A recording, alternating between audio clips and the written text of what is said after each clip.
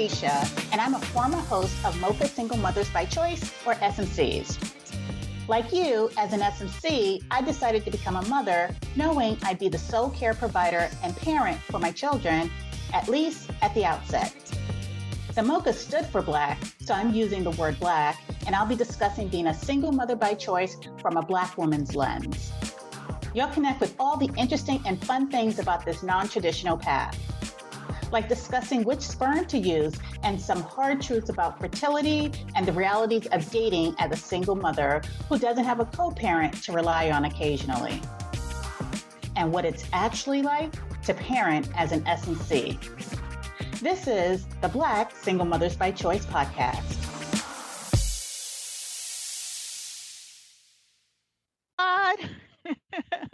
I can't tell you, I'm so happy to be here with you today. I need this conversation. I need this cup of coffee that I have. It's been a tumultuous few weeks, start to the new year, but I've been breathing and just pushing through because I have to. And so I'm really glad that I have this time to just settle in and touch base with myself and see where I am. If I weren't mommying, this entire scene would look different. With the two snowstorms that we've had and the intermittent closures, I probably would be in loungewear. I probably would be doing a lot of sleeping and watching Netflix and chilling with myself. And that would have been like pre-kids. But right now, it just feels different and it hits differently. And I know some people say it's hard to recall what life was like pre-kids, but in these moments, I definitely remember what it was like to have the extra time to sleep. And I can vividly remember what self-care looked like pre-kid. And so that's what we're going to talk about today. We're going to talk about self-care and what it looks like as an SMC. Right now, I'm just really feeling exhausted and feeling the burn, and mainly because in the past 4 weeks, my toddler has learned how to climb out of bed. And so that now pushes bedtime routine into an actual routine. And it's a thing with 5 pop-ups at night. And I find myself losing it a bit more than I want to. And so, so this week I'm coming off of a struggle period where I need to have this conversation because I need to make some changes. I will say never feel the same because I think that there are two things that are rolling together with that conversation. One is that it's a new mom, right? So there is a such thing as the fourth trimester that we're not allowed to fully appreciate. And then there's the long-term, what self-care looks like. And so as a new mom, you do go through a very distinct transition period where you're adjusting to life with a new person in your world. And that impacts everything from the social dynamics you have with your friends and family, work, if you're going back to work during this time, and just the relationship you have with yourself, your body, because your body goes through a change. You're going through a change as the hormones are rebalancing. So that is something to take time out and fully appreciate. And that requires you to be gentle with yourself and give yourself time. Yeah, I think the biggest thing that it took for me to get over was the amount of time, and time in two ways. The time it took to do everything just took longer once the kids were here. So I wasn't as quick and could be on the go as I was. But really, the biggest thing for me was sleep. I really enjoyed sleep when it was just me. And even when I got to the last trimester of my pregnancy, what really stood out to me was not being able to sleep well, having to go to the bathroom, having to not sleep on your back, and all of these adjustments. And I was just like, I remember some mornings I would go into work late just so that I could sleep. And I thought for some ungodly reason that once the kids were here, I would be able to get sleep. It never comes back. Right. Yeah. Yeah. I haven't slept well for 7 years. No, before we hop into the meat of the episode. No, I remember my first work trip with the kids. I slept like a log. It was awesome. And I woke up. But anyway, I was also still nursing. So like my boobs woke me up. I was like, ow, I need to pump. So here I am like 3 a.m. in a bougie hotel for a work trip, like with a pump. All right. So I will say I am a huge fan of all things girls. I love Issa Rae and I love Insecure and catch it on HBO. Anyway, in season 4, Issa and Molly had introduced us to their self-care routine and it was called Self-Care Sunday. And their ritual, they would get together and they have hey girl, hey time. They had the lavender scented cloths, they did yoga, they had cucumber infused water, scented candles, and just a real intentional friendship conversation being in the moment. It just took me back to when I was single and doing those things and made me really longing for a self-care routine and I had to pause and really think what does self-care look like for me and other SMCs. What are your initial thoughts on self-care? Do you believe it, gotta have it, or do we trash it? Yeah, so definitely on self-care, I say gotta have it. And similar to you, I think we both come from a background where we were runners, right? And we weren't just running sprints, we were running as adults. So that meant we were doing 5Ks, 8Ks, half marathons, full marathons.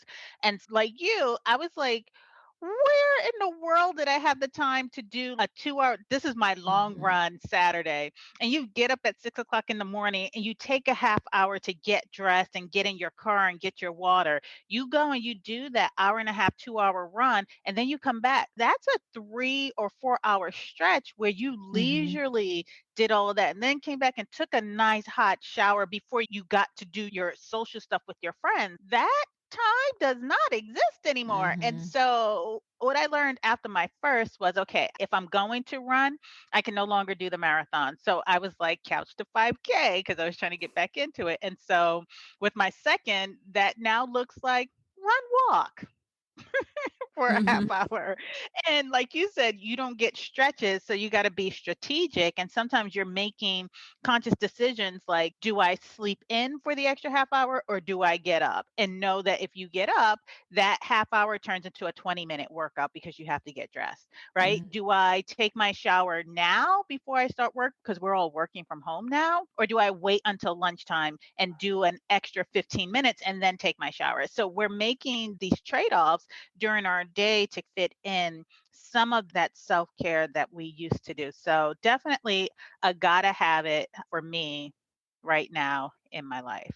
So, for me, I will tell people in a minute. Sometimes my kids are the only workout that I get. And so, in a week, right? So, I will try to be intentionally physical with them. So, I'm lifting the 3-year-old up. At her last doctor's visit, she was 30 pounds. So, that's a 30-pound lift and squats with babies and I'm conscious of holding my core when I'm lifting her because you don't want to like lift and bend and tear something. I try to be intentionally active with the kids. I am grabbing the groceries and bringing them in and understanding what it's doing to my body and what it means to carry 2 bags in 2 hands and things like that. I have a treadmill at home. I've always been a home workout person if I wasn't out running. The gym I enjoyed for the classes, but the core of my workout happened at home. So I keep dumbbells at home. I might get a set of kettlebells, but I like to watch TV as I'm doing a long run or these days a long walk. And so that's how I infuse the two together. Once my 2-year-old starts sleeping through the night, I might be able to decide that I'm gonna, instead of sleeping in, I'm gonna take that extra half hour and just get on the treadmill. Or after they go to bed, get on the treadmill. How about you? How are you fitting it in? Yep, absolutely.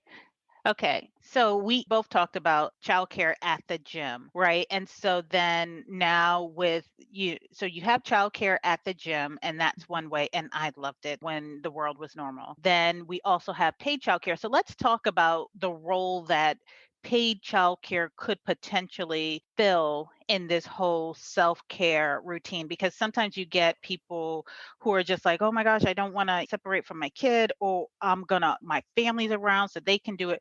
What role do you see paid childcare playing in a whole self-care routine? So I will echo everything that you said and say, added to that.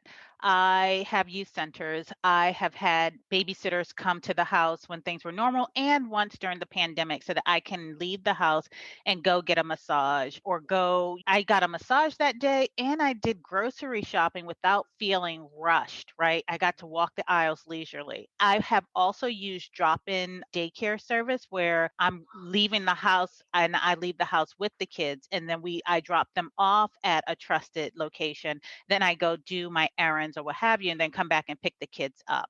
And so that has worked for me as well. So sometimes you will hear people want to save money by using family or friends as childcare.